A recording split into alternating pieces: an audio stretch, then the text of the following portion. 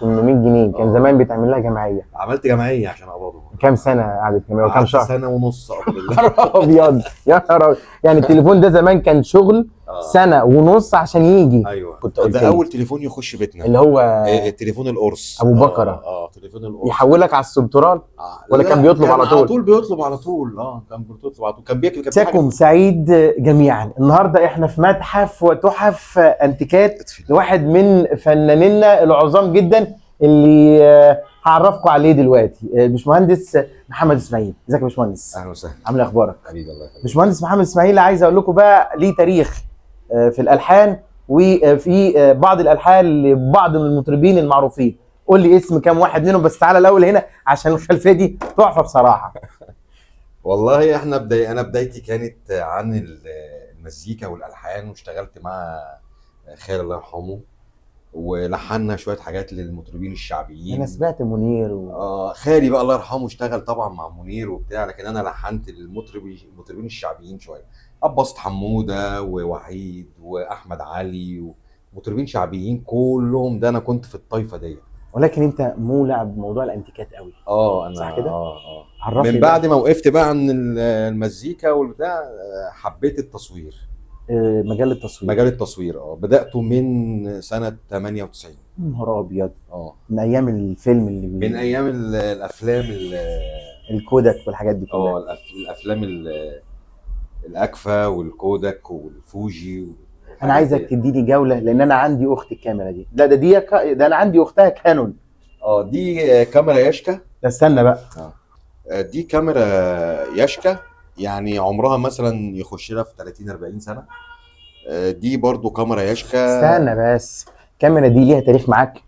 طبعا. تقدر تحكي لي ذكرى منهم؟ دي انا كنت جبتها اشتريتها من حد سنه 2000، وهي كان عمرها معدي شويه، وكنت بنزل اصور بيها انا واصحابي كده من اصدقائي، وننزل نخرج نتفسح في الحديقه الدوليه ونجيب الفيلم ونصور. نور ان هي كانت كاميرا عائليه. كانت كاميرا بتاعتي.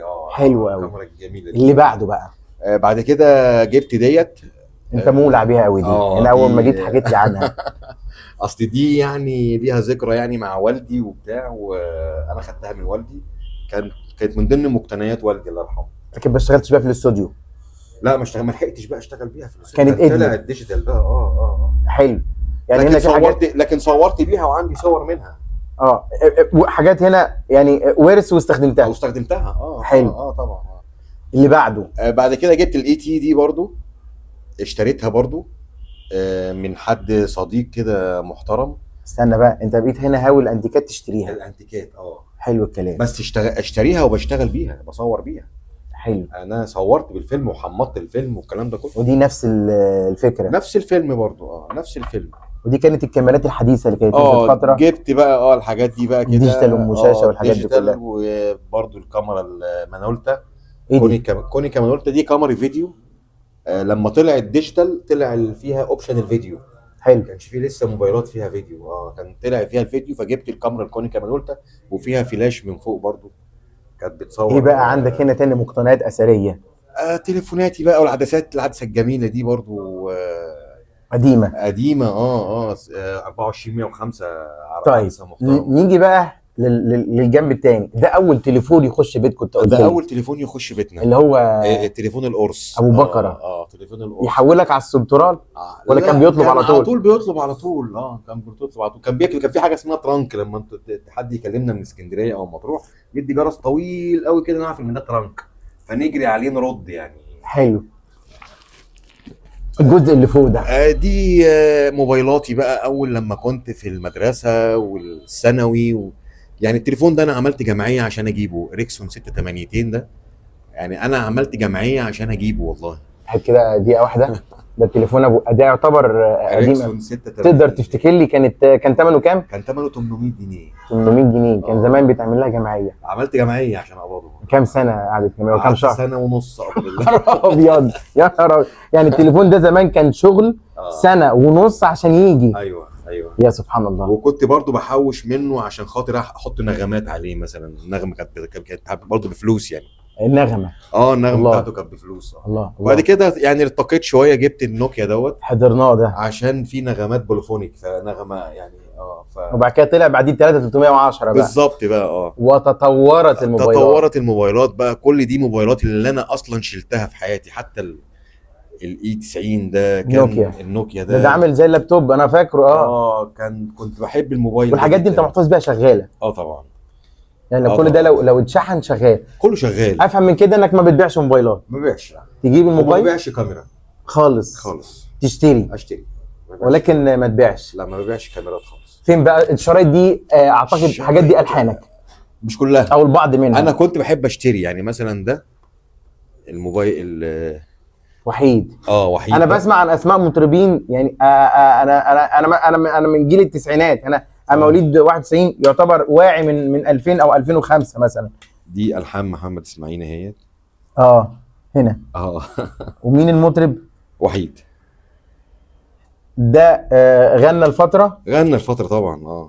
وبعد الله كده اعلم بقى يعني هو موجود راح فين؟ ما مش عارف يعني. وفي ناس تانية لحنت الناس كتير مش عارف. انا كنت غاوي ان اروح اشتري الشريط. انا كنت بحوش ال2 جنيه ونص واروح اشتري الشريط، اسمع كله، حتى تلاقي الذوق، حتى تلاقيه متعدد، يعني الذوق مختلف. يعني احمد عدويه، يعني عدويه، عجاج، حكيم، ام كلثوم، عماد عبد الحليم، يعني هتلاقي شيرين، مش عارف ايه، هاني شاكر، عمر فتحي. يمكن محدش يعرف عمر فتحي. نهار ابيض يعني عمر فتحي تلاقي ليه البومات كده برضو محدش يعرفها. يعني حسن الاسمر متعدد السماع. العود اللي هناك ده ده بتاعك انت؟ ده بتاعي اللي كنت بتلحن عليه. كنت بلحن عليه ايوه. الله عليك. ولسه زلت محتفظ بيه؟ طبعا. سليم. ممكن توريه لنا؟ يلا بينا. يا عين. طبعا ده العود ده طبعا مستحيل تفرط فيه طبعا. خالص. حتى محتاج صيانه جامده يعني. مقتنياتك لا يمكن العبث فيها. عايز اقول لك ان استلفت 20 جنيه من صديقي محمد عبد السلام صاحبي وانا رايح اشتريه. كانش معايا كان باقي له على ثمنه 20 جنيه. وكان عامل كام ساعتها مثلا؟ تقريبا 100 الا يعني حاجه زي كده، 75 جنيه 90 جنيه. بس كانت رقم ساعتها كانت فلوس. تشتري عجله مثلا كانت فلوس في التوقيت ده. كانت فلوس. في بقى انت دلوقتي فاتح في مجال التصوير والاستديوهات. العنوان بتاعك فين الاول؟ انا في بسوس، شبرا خيمه، طريق القناطر.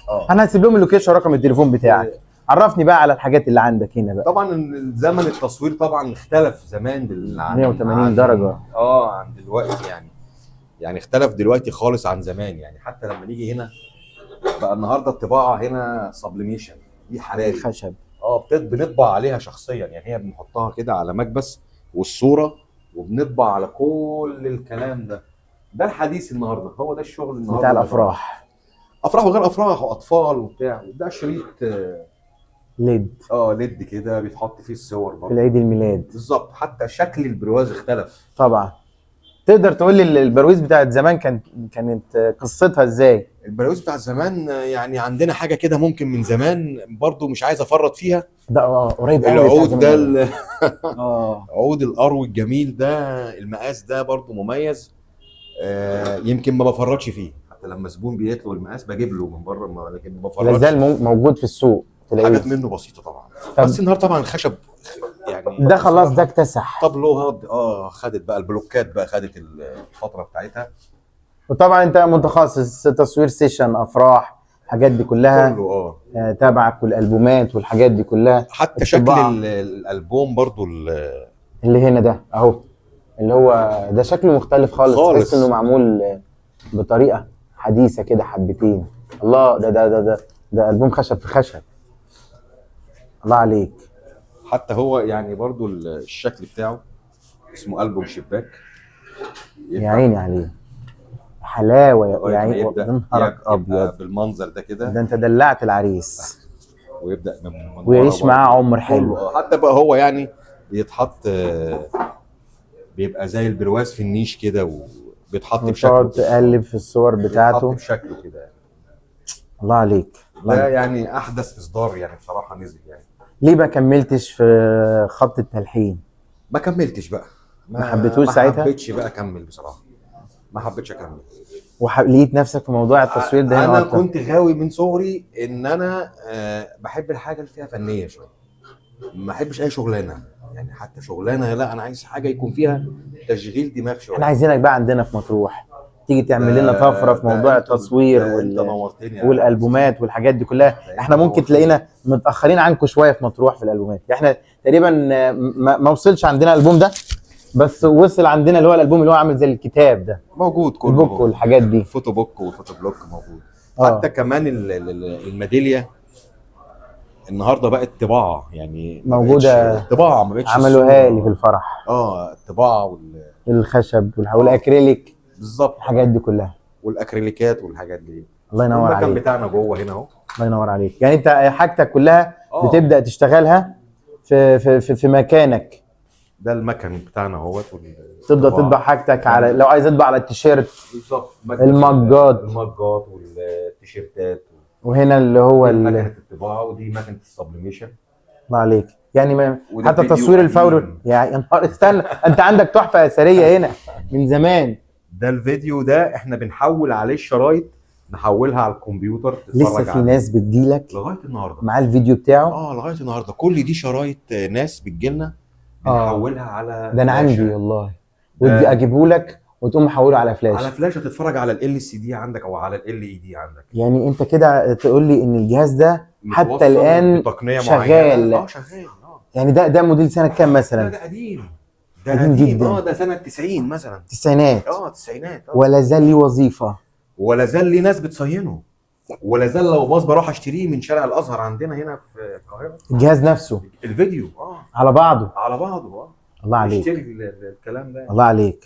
عجبني موضوع الانتيكات، وانا يعني حاسس ان في شبه بينه. انا هاوي جمع العمله المليم، أيوة. وممكن بعض الاقي حاجات مثلا في السوق كده زي الخشبه منحوته بشكل معين. أيوة. في البيت بيقولوا عليا مجنون، بس مبسوط. هي ألذ طبعا. طبعا حاجه بقى دي انا لو كنت بعتها كنت زعلت دلوقتي يعني. ده حقيقي. انا في حاجات لما بتضيع، يعني هي مقتنيات اسريه، لما بتضيع انا بزعل، بقول يا ريتني كنت اخدتها انا، ما كنتش سبتها في البيت. بالظبط. شرفت بمعرفتك حبيبي، وان شاء الله في تقدم، ولينا لقاء قريب تيجي لنا مطروح ان شاء الله باذن الله، وان شاء الله كل سنه مع بعض ان شاء الله بإذن ونيجي نتصور سوا ان شاء الله. يا رب يخليك وكل سنه وأنت طيب.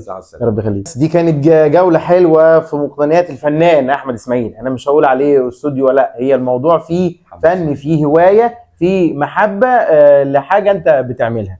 شكرا ليك يا باشمهندس حبيبي، وشكرا لكم كلكم، ومستنيينكم ومستنيك ان شاء في الله صيف 2025 داخل محافظه مطروح. هسيب لكم اللوكيشن وارقام تليفونات لاي حد حابب يتواصل معاه. زي ما انتم عارفين يعني هواة جمع الانتيكات بيبقى فيه تواصل بينهم وبين بعض، وخصوصا لما تحكي قصه عن حاجه معاه انت بتحب تسردها. طبعا.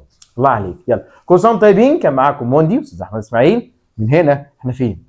في بسوس. في بسوس، ومع السلامه.